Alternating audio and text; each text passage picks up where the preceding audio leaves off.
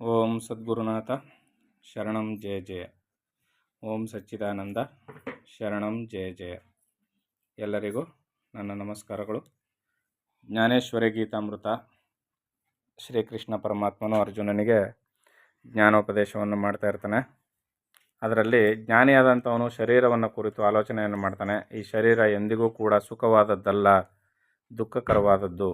ಸ್ವಲ್ಪ ಕಾಲವಷ್ಟೇ ನಮ್ಮನ್ನು ಅದು ಸಂತೋಷವನ್ನು ಉಂಟು ಮಾಡುವ ರೀತಿಯಲ್ಲಿ ಇರ್ತದೆ. ನಂತರ ಅದು ಸೋತು ಬೀಳ್ತದೆ. ಯಾವುದೇ ಕಾರಣಕ್ಕೂ ಅದು ನಮಗೆ ಉಪಕಾರವನ್ನು ಮಾಡೋದಿಲ್ಲ. ಇಂಥ ಶರೀರವನ್ನು ನೆಚ್ಕೋಬಾರ್ದು ಅಂತೇಳಿ ಕೃಷ್ಣ ಪರಮಾತ್ಮನು ಹೇಳ್ತಾ ಇರ್ತಾನೆ. ನಡೆಯಲು ಪಾದಗಳು ತಡಬಡಿಸುವವು, ಕೈಗಳು ಆಡದೆ ಸೋತು ಬೀಳುವುದು. ಆಗ ಮೊದಲಿದ್ದ ಸೌಂದರ್ಯವೆಲ್ಲ ಹೋಗಿ ಹಾಸ್ಯಗಾರನ ನಟನೆಯಂತಾಗುವುದು. ಮಲಮೂತ್ರಾದಿಗಳ ನಿರೋಧ ಶಕ್ತಿಯು ಕುಗ್ಗಿ ಹೋಗುವುದು. ಅಕ್ಕಪಕ್ಕದವರೆಲ್ಲ ಈ ಅವಸ್ಥೆಯನ್ನು ನೋಡಿ ಈ ಪೀಡೆಯು ಯಾವಾಗ ತೊಲಗಿ ಹೋಗುವುದೋ, ಇನ್ನೆಷ್ಟು ಕಾಲ ಈತನ ಸೇವೆ ಮಾಡಬೇಕೋ ಎಂದು ಆಡಿಕೊಳ್ಳುವರು. ಈಗ ನಾವು ಅಂದ್ಕೊಳ್ತೀವಿ, ಅಯ್ಯೋ ಇನ್ನಷ್ಟು ಆಯಿಸ್ಕೊಡ್ಲಿ ನಮ್ಮ ಮನೇಲಿರೋರಿಗೆಲ್ಲ ಅಂತ. ಅದೇ ಅವರು ಶತಾಯುಷಿ ಆಗ್ಬಿಟ್ರು ಅಂತ ಇಟ್ಕೊಳ್ಳಿ. ಶರೀರದ ಬಲ ಕುಗ್ಗೋಗಿರ್ತದೆ. ಮಲಮೂತ್ರ ವಿಸರ್ಜನೆಗೆ ಅವರಿಂದ ಶಕ್ತಿ ಸಾಲೋದಿಲ್ಲ. ಬಟ್ಟೆ ಬರೆಯನ್ನು ಸರಿಯಾಗಿ ಧರಿಸ್ಕೊಳ್ಳೋಕ್ಕಾಗೋದಿಲ್ಲ. ಆಗ ಅವರು ಕುಂತಲ್ಲಿಯೇ ಮಲಮೂತ್ರ ವಿಸರ್ಜನೆಯನ್ನು ಮಾಡಿಕೊಂಡಾಗ ಅದನ್ನು ಕ್ಲೀನ್ ಮಾಡೋಕ್ಕೆ ಯಾರೊಬ್ಬರಿಗೂ ಅಸಹ್ಯ. ಆಗ ಅವ್ರೇನು ಮಾಡ್ತಾರೆ, ಈ ಪೀಡೆ ಯಾವಾಗ ಸತ್ತೋಗ್ತದೋ, ಯಾವಾಗ ತೊಲಗ್ತದೋ ಅನ್ನೋ ರೀತಿಯಲ್ಲಿ ಬೇಜಾರನ್ನು ಆಗುತ್ತೆ. ಇಲ್ಲಾಂದರೆ ಹಣವನ್ನು ಕೊಟ್ಟು ಆಳುಗಳನ್ನ ಇರಿಸುವಂಥ ಒಂದು ವ್ಯವಸ್ಥೆಯನ್ನು ಕೂಡ ಮಾಡ್ತಾರೆ. ಆದರೆ ಆಳಾದವರು ಕೂಡ ಹಣಕ್ಕಾಗಿ ಸೇವೆಯನ್ನು ಮಾಡ್ಬೋದು, ಆದರೆ ಪ್ರೀತಿಪಟ್ಟು ಯಾರೂ ಸೇವೆ ಮಾಡೋದಿಲ್ಲ ಇಂಥ ಅವಸ್ಥೆಯಲ್ಲಿ. ಅದರಿಂದ ಶರೀರ ಬಲವಾಗಿರುವಾಗಲೇ ಆಯುಸ್ ಮುಗಿದೋಗ್ಬೇಕು ಅಂತ ಎಲ್ಲ ಕೇಳ್ಕೊಳ್ಳೋದು. ಮುದಿತನ ಬರ್ಬೋದು, ಆದರೆ ಶರೀರದಲ್ಲಿ ಬಲ ಇಲ್ಲದೆ ಇದ್ದಾಗ ಇಂಥ ದುರವಸ್ಥೆಗೆ ನಾವು ಒಳಗಾಗಬೇಕಾಗುತ್ತೆ. ಬಾಯಲ್ಲಿ ಜೊಲ್ ಸೋರ್ತಾ ಇರ್ತದೆ, ಕಣ್ಣಲ್ಲಿ ಜಿಬ್ರೆ ಬರ್ತಾ ಇರ್ತದೆ, ಕಿವಿ ಕೇಳಿಸೋದಿಲ್ಲ, ಕಣ್ಣು ಕಾಣಿಸೋದಿಲ್ಲ, ಮೂಗಲ್ಲಿ ಗೊಣ್ಣೆ ಸುರಿತಾ ಇರ್ತದೆ. ಇಂಥ ಕೈ ಕಾಲುಗಳು ಬಲ ಇರೋದಿಲ್ಲ. ಮೂತ್ರ ವಿಸರ್ಜನೆಗೆ ಸ್ವತಃ ಮಾಡಿಕೊಂಡು ಸ್ವಚ್ಛ ಮಾಡ್ಕೊಳ್ಳೋಕ್ಕೆ ಶಕ್ತಿ ಇರೋದಿಲ್ಲ. ಎಲ್ಲರಿಂದಲೂ ನಿಂದನೆಗೆ ಒಳಗಾಗುವಂಥ ಒಂದು ಅವಸ್ಥೆ ಬಂದುಬಿಡ್ತದೆ. ಆಗ ಸ್ವಾಧೀನಕ್ಕೆ ಬರದ ಅವಯವಗಳಿಂದ ಎಲೈ ಮೃತ್ಯು ದೇವತೆಯೇ, ಇನ್ನೂ ಈ ಬಾಧೆಯನ್ನು ಸಹಿಸಲಾರೆನು. ನಂಬಿದವರೆಲ್ಲ ನನ್ನನ್ನು ಕೈಬಿಟ್ಟರು. ಕಷ್ಟದಲ್ಲಿರುವ ನನ್ನನ್ನು ಬೇಗ ಕರೆದುಕೊಂಡು ಹೋಗು ಎಂದು ಅಡಿಗಡಿಗೆ ಮೊರೆ ಇಡಬೇಕಾಗುವುದು.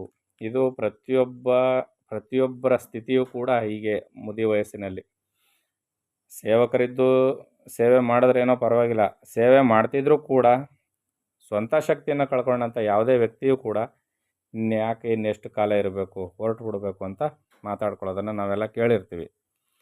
ಇಲ್ಲಿ ಇಂಥ ಶರೀರವನ್ನು ಜ್ಞಾನಿಯಾದವನು ಅದಕ್ಕೆ ಅಂಟ್ಕೊಂಡಿರೋದಿಲ್ಲ, ಅದರ ಮೇಲೆ ಒಲವನ್ನು ಇಟ್ಕೊಂಡಿರೋದಿಲ್ಲ. ಜ್ಞಾನಿ ಪುರುಷನು ಪ್ರೇತದಂತೆ ಕಳಾಹೀನವಾದ ಈ ಹೀನ ಮುಖವನ್ನು ನೋಡಿ ನನ್ನ ರಕ್ತ ಸಂಬಂಧಿಗಳು ಸಹ ಬೇಸರಗೊಳ್ಳುವರು. ಸ್ತ್ರೀಯರು ನನ್ನನ್ನು ಭೂತವೆಂದು ತಿಳಿಯುವರು. ಕೆಲವರು ಪರಿಪರಿಯ ಚೇಷ್ಟೆಗಳನ್ನು ಮಾಡುತ್ತಾ ಹಾಸ್ಯ ಮಾಡುವರು. ಮಕ್ಕಳು ದೆವ್ವವೆಂದು ತಿಳಿದು ಭೀತಿಯಿಂದ ಓಡುವರು. ಇದೇ ನನ್ನ ಅಂತಿಮ ತಿರಸ್ಕಾರ ಪಾತ್ರ.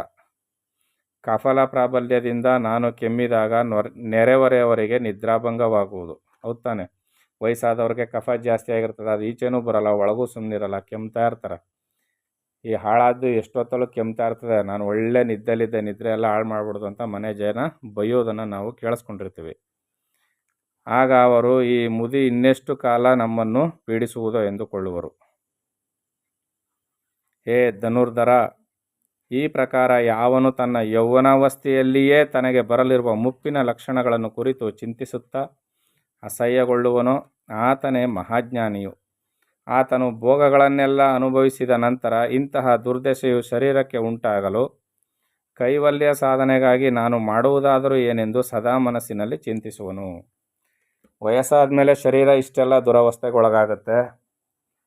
ಆ ದುರವಸ್ಥೆ ಬರುವ ಮುಂಚೆ ಈ ಶರೀರಕ್ಕೆ ನಾನು ಈ ದಷ್ಟಪುಷ್ಟವಾಗಿ ಶಕ್ತಿಯುತವಾಗಿರುವ ಈ ಶರೀರದಲ್ಲಿದ್ದು ನನ್ನ ಉದ್ಧಾರಕ್ಕೆ ದಾರಿಯನ್ನು ಕಂಡುಕೊಳ್ಬೇಕು ಅಂತ ವೈರಾಗ್ಯವನ್ನು ತಂದುಕೊಂಡು ವೈರಾಗ್ಯಶಾಲಿಯಾಗಿ ಜ್ಞಾನ ಪ್ರಾಪ್ತಿಯನ್ನು ಮಾಡಿಕೊಳ್ಳಲಿಕ್ಕೆ ಸಾಧನೆಯನ್ನು ಮಾಡಬೇಕು.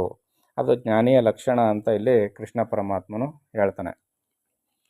ಮುಂದುವರೆದು ಹೇಳ್ತಾನೆ, ಕಿವುಡನಾಗುವ ಮೊದಲೇ ಒಳ್ಳೆಯ ಶಬ್ದಗಳನ್ನು ಕೇಳಿ ತಿಳಿದುಕೊಳ್ಳಬೇಕು. ಕಿವಿಗಳು ಕೇಳಿಸ್ತಾ ಇರುವಾಗಲೇ ಒಳ್ಳೆಯ ಶಬ್ದಗಳನ್ನು ಕೇಳಿ ತಿಳಿದುಕೊಳ್ಳಬೇಕು. ಶರೀರದ ಶಕ್ತಿಯು ಕಡಿಮೆಯಾಗುವ ಮೊದಲೇ ತೀರ್ಥಯಾತ್ರೆಯನ್ನು ಮಾಡಿ ಮುಗಿಸಿಕೊಳ್ಳಬೇಕು. ನೇತ್ರ ಶಕ್ತಿಯು ಕಡಿಮೆಯಾಗುವ ಮೊದಲೇ ಸದ್ಗ್ರಂಥಗಳನ್ನು ಸತ್ಪುರುಷರನ್ನು ಸಂದರ್ಶಿಸಬೇಕು. ಯಾಕಂದರೆ ಕಣ್ಣಿನ ದೃಷ್ಟಿ ಕಡಿಮೆ ಆದಮೇಲೆ ಎರಡೂ ನೋಡೋಕ್ಕಾಗಲ್ಲ, ಗ್ರಂಥಗಳನ್ನೂ ಓದೋಕ್ಕಾಗಲ್ಲ, ಸತ್ಪುರುಷರನ್ನು ನೋಡೋಕ್ಕಾಗೋದಿಲ್ಲ. ನಾಲಿಗೆಯಲ್ಲಿ ಶಕ್ತಿ ಇರುವಾಗಲೇ ಹರಿಯ ಗುಣಗಳನ್ನು ಮಧುರವಾಗಿ ಹಾಡಬೇಕು. ನಾವು ತದ್ವಿರುದ್ಧ ಮಾಡ್ಕೊಬಿಡ್ತೀವಿ. ನಾಲಿಗೆ ಒಳ್ಳೆ ರುಚಿ ನೋಡುವಾಗ ಒಳ್ಳೊಳ್ಳೆ ಪದಾರ್ಥಗಳನ್ನ ತಿಂದುಬಿಡ್ಬೇಕು ಅಂತ. ಹಸ್ತಗಳಲ್ಲಿ ಶಕ್ತಿ ಇರುವಾಗಲೇ ದಾನಾದಿ ಪುಣ್ಯಕರ್ಮಗಳನ್ನು ಮಾಡಬೇಕು. ಚಿತ್ತವು ಸ್ವಸ್ಥವಿರುವಾಗಲೇ ಪವಿತ್ರವಾದ ಜ್ಞಾನವನ್ನು ಸಂಗ್ರಹಿಸಬೇಕು. ನಾಳೆ ಕಳ್ಳರು ಬಂದು ಸರ್ವ ಸಂಪತ್ತನ್ನು ಹರಣ ಮಾಡುವರೆಂದು ಗೋಚರಿಸಿದರೆ ಈ ದಿನವೇ ಅವರ ರಕ್ಷಣೆಗಾಗಿ ತಕ್ಕ ಏರ್ಪಾಡನ್ನು ಮಾಡಿ ಹಣವನ್ನು ಬಚ್ಚಿಡುವಂತೆ, ಮುದಿತನದಿಂದ ಇಂದ್ರಿಯಗಳನ್ನೆಲ್ಲ ಶಿಥಿಲವಾಗಿ ಬಾಧೆಗೊಳ್ಳುವ ಮೊದಲೇ ನಿರ್ಲಿಪ್ತನಾಗಿ ಜ್ಞಾನವನ್ನು ಸಂಪಾದಿಸುವ ನಿಮಿತ್ತ ಮುಂದಿನ ರಕ್ಷಣೆಯ ಏರ್ಪಾಡುಗಳನ್ನು ಮಾಡಿಕೊಳ್ಳಬೇಕು. ಇವು ಎಲ್ಲರಿಗೂ ಎಲ್ಲ ತಿಳಿದ ವಿಚಾರಗಳೇ, ಸ್ವಲ್ಪ ಜ್ಞಾಪಕಪಡಿಸ್ಕೋಬೇಕು ಅಷ್ಟೆ. ದೀಪದಲ್ಲಿರುವ ಬೆಳಕು ಕಡಿಮೆಯಾಗಲು ಕತ್ತಲಾಗುವುದೆಂದು ಅರಿತು ಮನೆಯ ಕೆಲಸಗಳೆಲ್ಲವನ್ನು ಮುಂದಾಗಿಯೇ ಮಾಡಿಕೊಳ್ಳುವಂತೆ. ಅಂದರೆ ದೀಪದಲ್ಲಿ ಎಣ್ಣೆ ಮುಗಿತಾ ಇದ್ದಂಗೆ ದೀಪದ ಬೆಳಕು ಮಂಕಾಗ್ತಾ ಹೋಗುತ್ತೆ. ಆಗ ಆ ಬೆಳಕಿರುವಷ್ಟರಲ್ಲೇ ಮನೆ ಕೆಲಸ ಎಲ್ಲನ ಮಾಡಿ ಮುಗಿಸ್ಬಿಡ್ಬೇಕು ಅಂತ. ಆವಾಗ ಎಲ್ಲರಿಗೂ ಅರಿವಿತ್ತು. ದೀಪದ ಎಣ್ಣೆ ದೀಪವನ್ನು ಉರಿಸ್ತಿದ್ರಲ್ಲ ಹಳೆ ಕಾಲದಲ್ಲಿ, ಆಗ ಅವ್ರಿಗೆಲ್ಲ ಗೊತ್ತಾಗ್ತಾ ಇತ್ತು. ಈಗೆಲ್ಲ ಬಿಡಿ, ಅದು ಬಲ್ಬ್ ಉರಿತಾ ಇರ್ತದೆ, ಎನಿ ಟೈಮ್ ಉರಿತಾ ಇರುತ್ತೆ ಕರೆಂಟ್ ಹೋಗೋವರೆಗೂ. ಈ ರೀತಿಯಲ್ಲಿ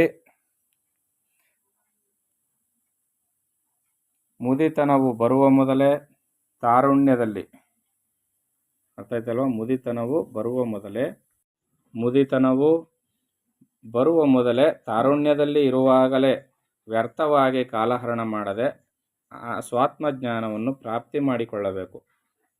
ಜನನ ಮರಣಗಳೆಂಬ ಚಕ್ರದ ವೇಗದಲ್ಲಿ ಸಿಲುಕಿ ಜೀವನು ಸುತ್ತುತ್ತಾ ಅತ್ಯುಗ್ರವಾಗಿ ದುಃಖವನ್ನು ಅನುಭವಿಸಬೇಕಾಗುವುದೆಂದು ವಿಮರ್ಶಿಸುತ್ತಾ ವೃದ್ಧಾವಸ್ಥೆಯಲ್ಲಿರುವ ಸಂಕಟವನ್ನು ನೆನೆದರೆ 100 ವರ್ಷ ದೀರ್ಘಾಯುಷ್ಯವು ಉಳ್ಳವನಾದರೂ ಸಹ ಪ್ರಯೋಜನವೇನು? ಕಾಳೆಲ್ಲ ಸುರಿದು ಹೋದ ಎಳ್ಳಿನ ಕಾಯಿಯನ್ನು ಪುನಃ ಬಡಿಯುವುದರಿಂದ ಪ್ರಯೋಜನವೇನು? ಎಳ್ಳು ಸಣ್ಣ ಕಪ್ಪೆ ಎಳ್ಳು ಬಂದಿರ್ತದಲ್ಲ, ಅದು ಕಾಯಿ 1 ಇಂಚ್ ಇರ್ತದೆ ಕಾಯಿ. ಅದು ಆ ಎಳ್ಳೆಲ್ಲ ಸುರಿದು ಹೋದ್ಮೇಲೆ ಆ ಎಳ್ಳಿನ ಕಾಯಿನ ಪುನಃ ಬಡಿದ್ರೆ ಪ್ರಯೋಜನ ಏನು? ಬರೀ ಹೊಟ್ಟಷ್ಟೇ ಮಿಕ್ಕೋದು. ಆ ರೀತಿಯಲ್ಲಿ ಅಗ್ನಿಯು ಎಷ್ಟು ಪ್ರತಾಪಶಾಲಿಯಾದರೂ ಬೂದಿಯನ್ನು ದಹಿಸಬಲ್ಲದೆ. 100 ವರ್ಷ ಆಯುಷ್ಯವುಳ್ಳವನಾದರೂ ಮುದುಕನಾದ ಮೇಲೆ ಏನೂ ಮಾಡಲಾರನು. ಯೌವನಾವಸ್ಥೆಯಲ್ಲಿರುವಾಗಲೇ ತಪ್ಪದೆ ಬರುವಂತಹ ಮುದಿತನವನ್ನು ಅರಿತು ಅದಕ್ಕೆ ಕೈವಶವಾಗದಂತೆ ಪ್ರಯತ್ನಿಸುವವನೇ ನಿಜವಾದ ಜ್ಞಾನಿಯು. ನಾನು ವ್ಯಾಧಿಯಿಂದ ತೊಂದರೆಗೊಳ್ಳುವ ಮೊದಲೇ ಈ ಶರೀರವನ್ನು ಸತ್ಕಾರ್ಯಕ್ಕೆ ವಿನಿಯೋಗಿಸಬೇಕು. ಎಂತಹ ಸಕ್ಕರೆ ಉಂಡೆಯಾದರೂ ಸರ್ಪದ ಬಾಯಿಂದ ಕೆಳಕ್ಕೆ ಬಿದ್ದರೆ ಬುದ್ಧಿವಂತರು ಅದನ್ನು ತೊರೆಯುವಂತೆ ಜ್ಞಾನಿಯೂ ಸಹ ದುಃಖ ಸಂಕಟಾದಿಗಳನ್ನು ವೃದ್ಧಿಗೊಳಿಸುವ ವಿಷಯಗಳನ್ನೆಲ್ಲ ತ್ಯಜಿಸಿ ಆತ್ಮಸುಖವನ್ನು ಪಡೆದು ನಿಶ್ಚಿಂತನಾಗುವನು. ಕರ್ಮೇಂದ್ರಿಯಗಳ ದ್ವಾರದಿಂದ ಈ ಶರೀರದಲ್ಲಿ ಪ್ರವೇಶಿಸುವ ದೋಷಗಳೆಲ್ಲವನ್ನು ಆತನು ಯಮನಿಯಮಾದಿಗಳ ಸಹಾಯದಿಂದ ಅಡ್ಡಗಟ್ಟುವನು. ಈ ರೀತಿ ಯುಕ್ತಿಯಿಂದ ಎಚ್ಚರಗೊಂಡ ಸತ್ಕರ್ಮಾಚರಣೆ ಮಾಡುವವನನ್ನು ಜ್ಞಾನ ಸಂಪತ್ತಿಗೆ ಪ್ರಭುವೆಂದು ತಿಳಿಯಬೇಕು. ಹೇ ಅರ್ಜುನ, ಈಗ ನಿನಗೆ ಮತ್ತೊಂದು ಲಕ್ಷಣವನ್ನು ಹೇಳುವೆನು ಕೇಳು. ಜ್ಞಾನಿಯ ಲಕ್ಷಣಗಳನ್ನು ಒಂದೊಂದಾಗಿ ಪರಮಾತ್ಮ ವಿವರಿಸ್ತಾ ಇದ್ದಾನೆ. ಜ್ಞಾನಿ ಶರೀರವನ್ನು ಯಾವ ರೀತಿಯಲ್ಲಿ ಕಾಣ್ತಾನೆ ಅನ್ನೋದನ್ನು ಇಷ್ಟೊತ್ತು ವಿವರಣೆ ಕೊಟ್ಟ. ಈ ಶರೀರ ಎಷ್ಟೇ ಸದೃಢವಾಗಿದ್ದರೂ ಕೊನೆಗೊಂದಿನ ದುರ್ಬಲವಾಗಿ ಮುದಿತನಕ್ಕೆ ಒಳಗಾದಾಗ ಹೇಗೆಲ್ಲ ತೊಂದರೆಗೊಳಗಾಗುತ್ತೆ, ಆಗ ಮನಸ್ಸಿನ ಸ್ಥಿತಿಗತಿಗಳು ಕೂಡ ಹೇಗೆ ಬದಲಾಗುತ್ತೆ ಅನ್ನೋದನ್ನೆಲ್ಲ ತಿಳಿಸ್ಕೊಟ್ಟಿದ್ದಾನೆ.